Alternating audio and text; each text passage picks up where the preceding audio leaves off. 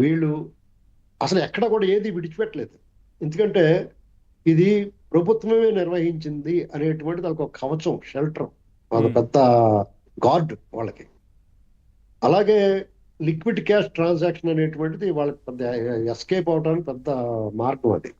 కానీ ప్రతి నేరస్తుడు కూడా ఎప్పుడో ఒకప్పుడు ఎంత పెద్ద తెలివైన క్రిమినల్, ఇంటెలిజెంట్ క్రిమినల్ అయినా సరే చిన్న క్లూ వదిలిపెడతాడు. అలా దొరికారు వీళ్ళు. ఒక్కోటి ఒకటి పేర్చుకుంటా వచ్చి సాంకేతికంగా కూడా వీళ్ళకి కొంత సహాయం లభించింది కాబట్టి ఎస్టాబ్లిష్ చేశారు.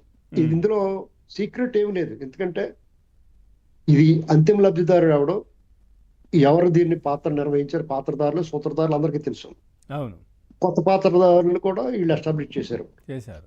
దీన్ని ఇది ఎలా జరిగింది, ఏం చేశారు, ఈ డబ్బు ఏం చేశారు అనేటువంటిది వీళ్ళు దర్యాప్తు చేయాల్సిన అవసరం. అది జరుగుతుంది. అన్నీ అయిపోయినాయండి. చంద్రబాబు నాయుడు గారు, గవర్నర్ గారు, ఇదంతా మన అందరూ ప్రిడిక్షనే. నేను నిన్న కూడా మాట్లాడాను వేరే చోట. కాదు, మీరు మొత్తం చెప్పట్లేదు, ప్రిడిక్షనే అంటున్నారు కానీ విషయం ఏమనిపిస్తుందో చెప్పట్లేదు మీరు. అంటే ఒకదానికి ఒకటి పేర్చుకుంటే అంత జరుగుతున్న పరిణామాలు అన్నట్లు మనం చూసుకుంటా పోతే చంద్రబాబు నాయుడు గారిని, గవర్నర్ గారిని కలిశారు. అది మర్యాద పూర్వకంగా మీడియాకి వచ్చింది. అనంతరం ఆయన ఢిల్లీ వెళ్ళారు, కేంద్ర హోంశాఖతో మాట్లాడారు. అలాగే వివిధ మంత్రిత్వ శాఖలని, మంత్రుల్ని కలుస్తున్నారు. అంటే ఉభయతారకంగా ఉంటుందిరా చంద్రబాబు నాయుడు గారితో. ఎందుకంటే స్వామి కార్యము, స్వకార్యము, అలాగే ప్రజా ఉపయోగమైన ప్రజాహిత కార్యక్రమాలన్నీ చూసుకుంటాడు ఆయన. ఇది మనం ఎప్పటి నుంచో చూస్తున్నాం. ఇవాళ అన్ని కార్యక్రమాలు పూర్తి చేసుకుంటున్నారు.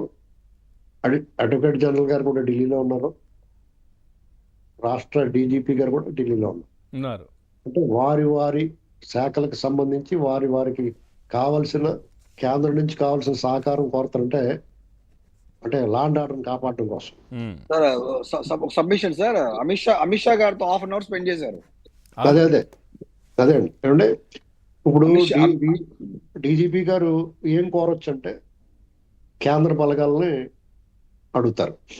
ఓకే, ఇక్కడ మీకు ఈ వారంలో ఏ క్షణమైనా సరే సూత్రధారి, అంతిమ లబ్ధిదారుడు లోపలికి వెళ్తాడు.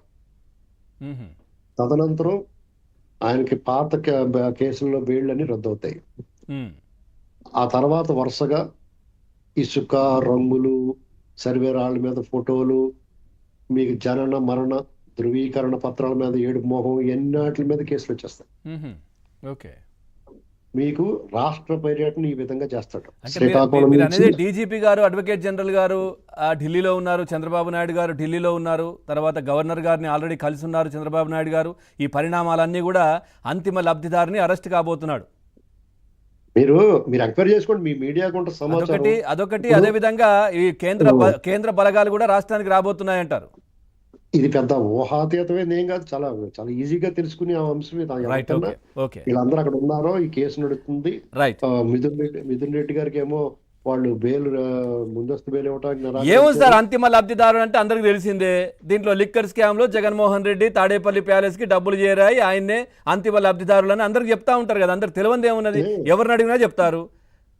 ఈ విషయం జగన్మోహన్ రెడ్డి కూడా తెలుసు కాబట్టి ఇది ఇలా జరగబోతుందని అతను నెల ముందే తెలుసు అతనికి. అంటే చంద్రబాబు నాయుడు గారు స్టెప్ బై స్టెప్ చాలా ముచ్చటగా, అందంగా ఒక ప్రాబ్లం ఇస్తే మ్యాథమెటిక్స్ లో ప్రాబ్లం స్టెప్ బై స్టెప్ అర్థమయ్యేలాగా చివరికి ఆన్సర్ తీసుకొస్తాడు. అదేదో సినిమాలో చెప్పినట్టు, గోడ కట్టినట్టు, మొక్క గంటు కట్టినట్టు. అంచేత జగన్మోహన్ రెడ్డి అందుకనే బయటకు వచ్చి రప్పలో వాళ్ళ క్యాడర్ని యాక్టివేట్ చేసి యాంటీ సోషల్, ఇంకో విషయం చెప్పిన నెలల క్రితం ఒక యాంటీ సోషల్ ఎలిమెంట్స్ మీకు సంఘంలో, సమాజంలో వాళ్ళకి చెడ్డ పేరుండి రౌడీ యాక్టివిటీ చేసి వాళ్ళందరూ దక్షిణాది రాష్ట్రాల్లో ఉన్న అందరినీ తోట కూడా మీటింగ్ పెట్టాడు. వాళ్ళు రాజకీయంగా ఉంటారు వాళ్ళంతా. తర్వాత మొదలు పెట్టాడు, పేరు నాని మొదటి బలిస్తున్నాడు, ఫస్ట్ బలిస్తున్నాడు. అందుకే ఇప్పుడు రేపు ఈయన మీద చర్యలు తీసుకున్న, అదుపులో తీసుకున్నప్పుడు రోడ్డు మీద ఎవడొస్తాడు, ముడ్డి పగిలిపోతుంది. అది మీరు మీ మీడియా ద్వారా చెప్తే ఎవరిగారు ఇంట్లో కూర్చుంటారు జాతకాలు. రైట్, ప్రసాద్ గారు ఇన్ని కీలకంగా కనబడుతున్నాయి కళ్ళ ముందు. అంటే పరిణామాలు తర్వాత ఏం జరుగుతాయనేది వేరు. ఇప్పుడు ఇందాక శ్రీనివాసరావు గారు చెప్పినట్టుగా ఢిల్లీకి బాబు గారు వెళ్ళడం, తర్వాత ఇక్కడ గవర్నర్ గారిని కలవడం, ఇవన్నీ కూడా పరిణామాలు కనిపిస్తున్నాయి. కానీ ఇంకొక డౌట్ చాలా మందికి ఉంది. అంటే 11-12 కేసుల్లో ఆయన బయట ఉన్నారు, బెయిల్ పైన ఉన్నారు. అవినాష్ రెడ్డి ఆ కేసు, వివేకానంద రెడ్డికి సంబంధించి కూడా ఆయన టచ్ కూడా చేయలేకపోతున్నారు. ఇన్ని జరుగుతున్నాయి. మరి లిక్కర్ స్కామ్ లో అంత ఈజీగా చేయగలుగుతారా అనే చర్చ. ప్రసాద్ గారు.